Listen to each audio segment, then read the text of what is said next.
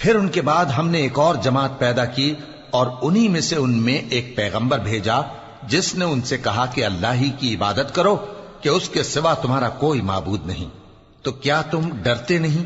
اور ان کی قوم کے سردار جو کافر تھے اور آخرت کے آنے کو جھوٹ سمجھتے تھے اور دنیا کی زندگی میں ہم نے ان کو آسودگی دے رکھی تھی، کہنے لگے کہ یہ تو تمہیں جیسا آدمی ہے، جس قسم کا کھانا تم کھاتے ہو اسی طرح کا یہ بھی کھاتا ہے، اور جو پانی تم پیتے ہو اسی قسم کا یہ بھی پیتا ہے، اور اگر تم نے اپنے ہی جیسے آدمی کا کہا مان لیا تب تو تم گھاٹے میں پڑ گئے۔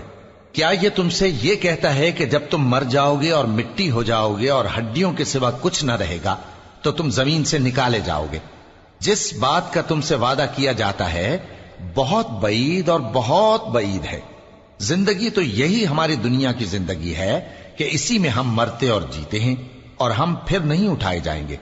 یہ تو ایک ایسا آدمی ہے جس نے اللہ پر جھوٹ افطرا کیا ہے اور ہم اس کو ماننے والے نہیں۔ پیغمبر نے کہا کہ اے پروردگار، انہوں نے مجھے جھوٹا سمجھا ہے، تو میری مدد کر۔ فرمایا کہ یہ تھوڑے ہی عرصے میں پشیمان ہو کر رہ جائیں گے۔ آخر ان کو وعدہ برحق کے مطابق زور کی آواز نے آ پکڑا تو ہم نے ان کو کوڑا کر ڈالا، پس ظالم لوگوں پر لعنت ہے۔